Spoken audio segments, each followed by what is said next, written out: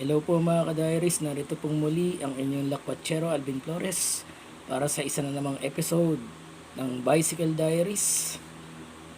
Kailangan makapag-flyering muna tayo bago matapos ang napakahabang weekend at holiday na ito. Siyempre, wala tayo talagang dapat na sayangin na panahon. At saka nakakabagot pagka walang ginagawa, although may ilang mga paperworks na dapat tapusin, pero hindi ko feel na na gawin yon. Parang wala ako sa kondisyon na gawin yon. Pero dito sa gagawin natin ito ay talagang kondisyon ako at kailangan ko na talagang maisagawa ito. So yung pagpa-flyering natin, so saan lugar naman kaya tayo magpa-flyering? So saan nga ba? Meron isang lugar na kung saan naisip ko, kaya lang malayo yun, and that is outside Bulacan. Pero ito, buti na lang naisip ko na meron pala dito na kung saan ay maraming tao din. At saka syempre yung bike ko may mapagpaparkingan din doon. So hanap-hanap din tayo ng mga lugar, mga establishment kung saan na pwedeng mag-park yung bike ko. So saan nga ba yun? So puntahan na natin yung isang barangay sa Marilao, which is yung Poblacion 1. So tara, larga na tayo. Good day! Welcome to Marilao Central Integrated School.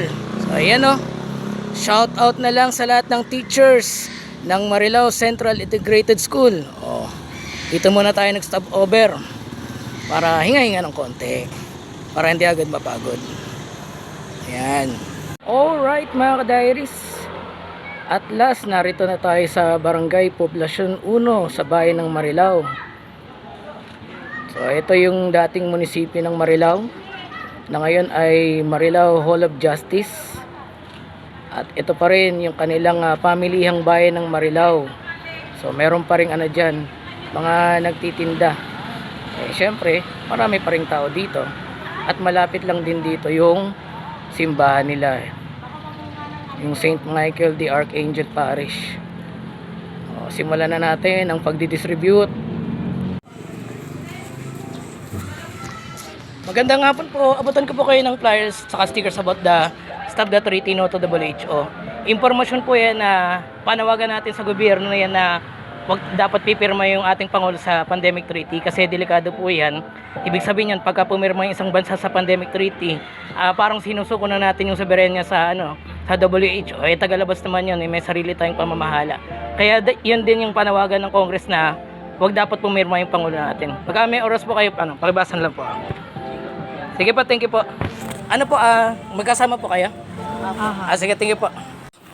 Magandang hapon po. Abutan ko po kayo ng flyers saka stickers about the Stop the Treaty No to WHO. Impormasyon po yan natin sa pamahalaan na wag dapat silang pumirma sa pandemic treaty. Yan din ang panawagan ng Congress natin na wag dapat pumirma yung Pangulo dyan sa pandemic treaty ng WHO kasi delikado yan. Marami na ring tumutol dyan bansa sa WHO. Kasi once na yung isang bansa pumirma sa pandemic treaty, parang sinusuko na natin yung soberenya sa tagalabas sa tag-ibang bansa. May sarili tayong pamamahala. Baga may oras po kayo, pakibasan lang po. Sige, thank you po. Magandang hapon po. Abutan ko po kayo ng flyers sa stickers about the Stop the Treaty No to WHO.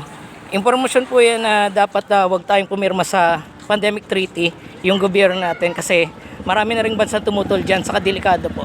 Pagka yung isang bansa pumirma sa pandemic treaty, parang sinusuko na natin yung kalayaan natin sa soberenya sa tagalabas, tag-ibang bansa.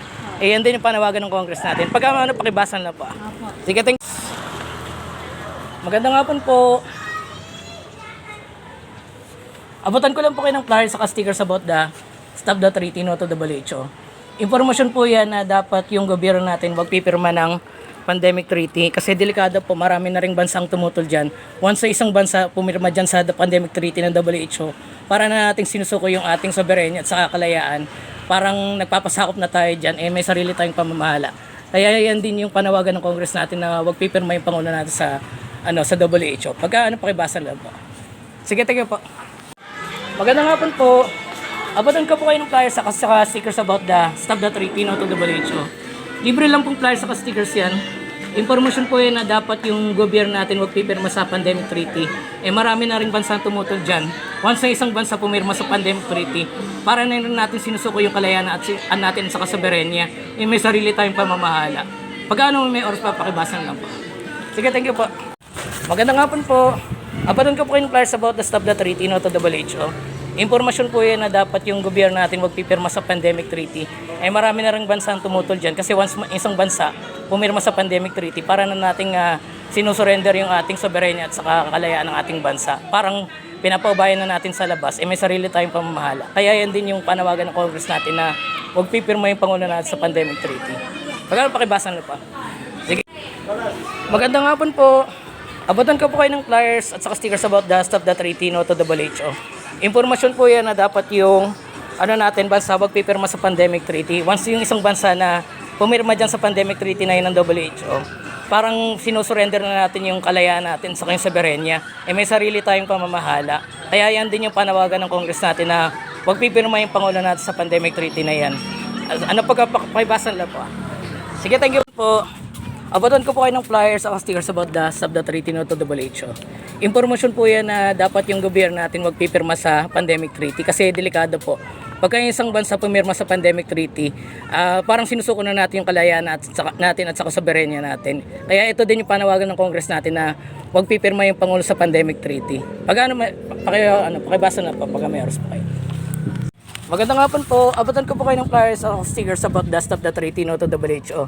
Impormasyon po yan na dapat yung gobyerno natin wag pipirma sa pandemic treaty. Kasi once yung isang bansa pumirma sa pandemic treaty, mawawalan tayo ng kalayaan sa soberenya. Parang tinitake over na natin sa tagalabas. Marami na rin bansang tumutol dyan. Kaya yan din panawagan ng ating Congress na wag pipirma yung ating Pangulo dyan. Pagka may oras ka po, pakibasan lang po. Sige. Magandang hapon po. Abutan ko po kayo ng flyers sa stickers about the Stop.3 no to WHO. Impormasyon po yan na dapat yung gobyerno natin wag pipirma sa pandemic treaty. Marami ng bansa nang tumutudol dyan sa pandemic treaty kasi delikado po.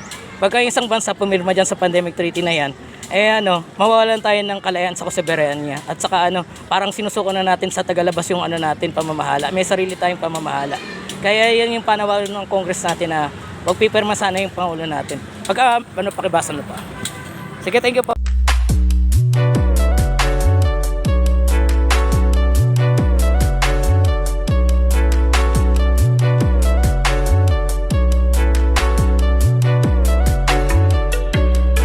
Finally mga ka-diaries, natapos natin ang pagdidistribute ng flyers dito sa proper ng bayan ng Marilao, which is Poblacion 1. Yun lang nataon na medyo nagtagal tayo kasi yung siesta ng mga tao rito pero kung di tayo nagtiyaga at naglakad-lakad ng konti, naku, baka umuwi tayong di ubos yung yung dala-dala nating flyers.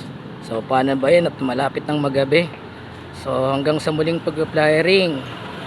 So yun mga ka-diaries, huwag natin kalimutan na i-like at i-share ang video ito. At huwag natin kalimutan na mag-subscribe sa ating channel Bicycle Diaries para lagi po tayong updated sa anumang mga i-upload nating interesting videos. Kaya hanggang sa muling pag-flyering, kita-kits at God bless.